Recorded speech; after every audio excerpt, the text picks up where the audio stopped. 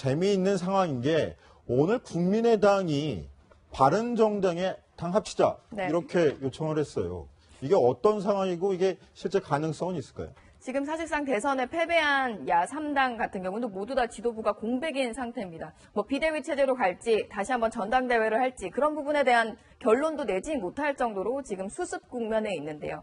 이런 와중에 야3당의 대선 패배 후폭풍이 되게 여전합니다. 지도부 총사퇴 등 당 내용을 겪고 있는 특히 국민의당, 급기야 주승용 원내대표가 오늘 바른정당과의 통합 가능성을 검토해야 한다 이런 말까지 꺼냈는데요. 그 목소리 먼저 들어보시죠. 바른정당과의 통합 적극 검토해야 된다. 저는 바른정당하고 통합이 된다면 한 60석 정도면 국회 내에서도 캐스팅 보트 역할을 할 수 있고 저희들이 국회 운영 주도권에 적극 들어갈 수 있기 때문에 개별적으로 의원님께 많이 만나기도 하고 그렇게 하면 거의 뜻이 통합니다. 안 후보님도 공감을 하시는 부분입니다. 네, 그런데 사실 이렇게 합당 이야기가 수면 위로 올라오긴 했지만 현실화되긴 쉽지가 않을 것으로 보입니다. 저희 방송을 하고 있는 중에 합당의 상대로 지목된 바른정당의 주호영 원내대표가 기자회견을 가졌는데요.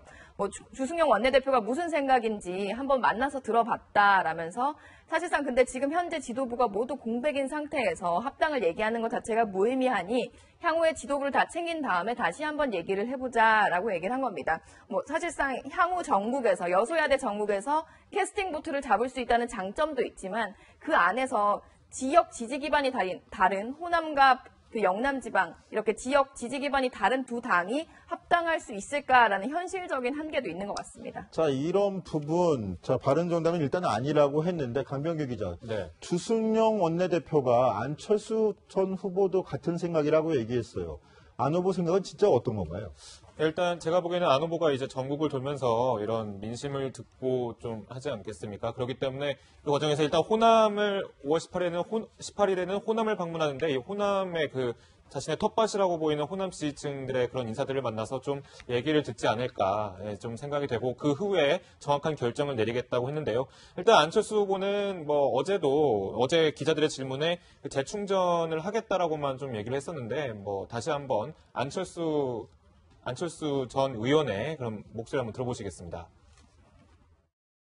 당이 지금 굉장히 큰 위기에 빠졌잖아요. 대표님이 주도해서 만든 당인데 한 말씀 해주셔야 되는 거 아닙니까?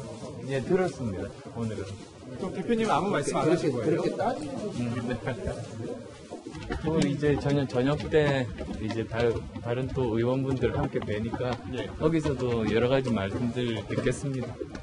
또 어떻게 앞으로 재충전하거나 이런 방법에 대해서도 결정하시겠다는 말씀이신가요?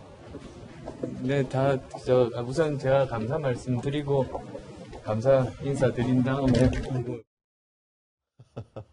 예, 여러 가지 정계 개편 움직임 때문에 빠른 소식들이 들어오고 있는데요. 이현수 기자, 네. 궁금한 게 저렇게 국민의당과 바른정당이 먼저 합치겠다고 하는 소리가 저는 도리어 제1야당, 제2야당이죠. 제1당, 제1당에서는 서로 저 두 당을 끌어가고 싶어 할 텐데 그렇죠. 저렇게 3, 4당이 먼저 앉겠다고 하니까 더 1, 2당도 급할 것 같은데요. 네네. 이 소식도 또 한 가지 궁금한 것 같아요. 유승민 후보에 대해서 문재인 정부가 경제부총리를 맡아달라 이렇게 제안을 했다는데 맞는 얘기인가요? 네, 사실 어제 저녁부터 한 언론에서 문재인 대통령이 제안을 했다라고 아주 구체적인 기사가 나와서 논란이 됐는데요.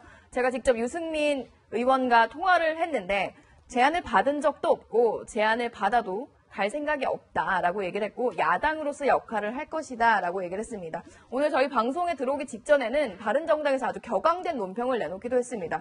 유승민 의원 본인이 여러 차례 사실이 아니라고 했는데 계속 보도가 나오고 있는 것 자체가 저희가 무엇이냐라고 물으면서 명예를 훼손하는 행위다. 이런 보도를 그만해달라라고 얘기를 했습니다. 사실 유승민 의원 문재인 대통령과 경쟁했던 경쟁자기도 하지만 사실상 국정 철학과 관련해서 좀 많은 부분들이 다르고 그런 부분들에 의해서 보수의 기치를 두고 있는 상태에서 문재인 대통령이 좋은 뜻으로 제안을 했다 하더라도 좀 받아들이기 힘들다라는 입장이었습니다.